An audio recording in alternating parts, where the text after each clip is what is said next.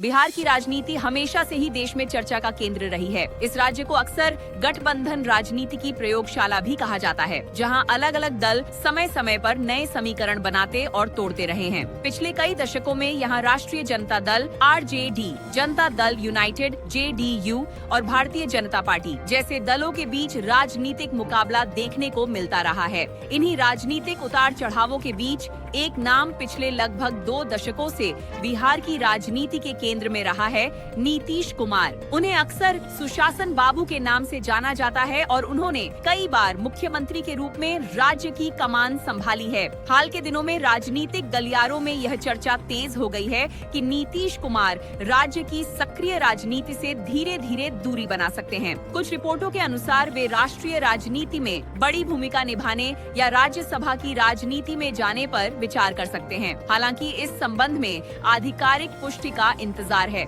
यदि ऐसा होता है तो यह बिहार की राजनीति में एक बड़े दौर के अंत के रूप में देखा जाएगा। लगभग 2 दशकों तक राज्य की राजनीति में केंद्रीय भूमिका निभाने वाले नेता के रूप में नीतीश कुमार का प्रभाव काफी मजबूत रहा है और अगर बिहार की राजनीति में नेतृत्व परिवर्तन होता है तो राज्य में एक नया राजनीतिक अध्याय शुरू हो सकता है। विश्लेषकों का मानना है कि ऐसी स्थिति में भारतीय जनता पार्टी पहली बार अपने दम पर मुख्यमंत्री पद हासिल कर सकती है। राजनीतिक चर्चाओं में कुछ नाम संभावित दावेदारों के रूप में सामने आते रहे हैं। इनमें सम्राट चौधरी, विजय सिन्हा और नित्यानंद राय जैसे नेताओं का नाम लिया जाता है। हालांकि अंतिम फैसला पार्टी नेतृत्व और गठबंधन की रणनीति पर निर्भर करेगा। विपक्ष भी इस पूरे घटनाक्रम पर नजर बनाए हुए हैं। राष्ट्रीय जनता दल के नेता तेजस्वी यादव ने समय समय पर सरकार की रणनीति पर सवाल उठाए हैं।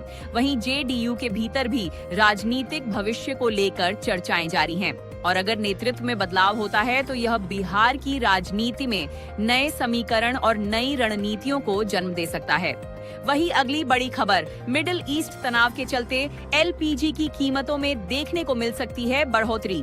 एक तरफ देश के अंदर राजनीतिक हलचल देखने को मिल रही है, वहीं दूसरी तरफ वैश्विक परिस्थितियों का असर भी भारत की अर्थव्यवस्था पर पड़ता दिखाई दे रहा है। पश्चिम एशिया यानी मिडिल ईस्ट में बढ़ते तनाव के कारण अंतर्राष्ट्रीय ऊर्जा बाजार में अस्थिरता देखी जा रही है। भारत दुनिया के बड़े ऊर्जा आयातक देशों में से एक है और अपनी एलपीजी जरूरतों का बड़ा हिस्सा विदेशों से आयात करता है। इसलिए अंतर्राष्ट्रीय बाजार में कीमतों में होने वाले बदलाव का असर घरेलू बाजार पर भी पड़ता है। हाल के समय में कुछ शहरों में घरेलू एलपीजी सिलेंडर की कीमतों में बढ़ोतरी दर्ज की गई है। उदाहरण के तौर पर दिल्ली में लगभग 900 रुपए के आसपास, मुंबई में लगभग 910 रुपए, कोलकाता में करीब 930 रुपए, चेन्नई में लगभग 920 रुपए। हालांकि सटीक दरें शहर और सब्सिडी के आधार पर अलग अलग हो सकती हैं। भले ही अलग अलग शहरों में कीमतों में अंतर देखने को मिलता है, लेकिन औसतन घरेलू गैस सिलेंडर की कीमत करीब 900 रुपए के आसपास पहुंच चुकी है। एलपीजी की कीमतों में बढ़ोतरी के पीछे कई कारण होते हैं। इनमें प्रमुख कारण अंतर्राष्ट्रीय कच्चे तेल की कीमतें, सप्लाई चेन की लागत, डॉलर के मुकाबले रुपए की स्थिति और वैश्विक भू राजनीतिक तनाव शामिल हैं। जब मिडिल ईस्ट जैसे ऊर्जा उत्पादक क्षेत्रों में तनाव बढ़ता है तो वैश्विक बाजार में तेल और गैस की कीमतें अस्थिर हो जाती हैं। इसका असर आयात करने वाले देशों पर ज्यादा पड़ता है, जिनमें भारत भी शामिल है, जिससे भारत के आम लोगों पर इसका सीधा असर देखने को मिलेगा। खासतौर पर मध्यम वर्ग और निम्न आय वर्ग के लोगों पर इसका ज्यादा असर देखने को मिलेगा। इसके अलावा होटल, ढाबे, छोटे रेस्टोरेंट और बेकरी जैसे व्यवसायों की लागत भी बढ़ जाती है।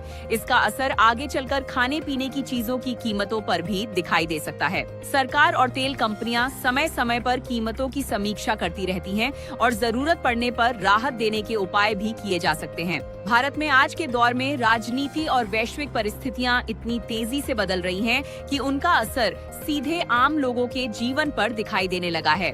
एक तरफ जहां बिहार की राजनीति में संभावित बदलाव की चर्चा तेज है, वहीं दूसरी तरफ मिडिल ईस्ट में बढ़ते तनाव के कारण ऊर्जा बाजार में अस्थिरता देखने को मिल रही है। इन दोनों घटनाओं का असर देश की राजनीति से लेकर आम लोगों की जेब तक महसूस किया जा रहा है।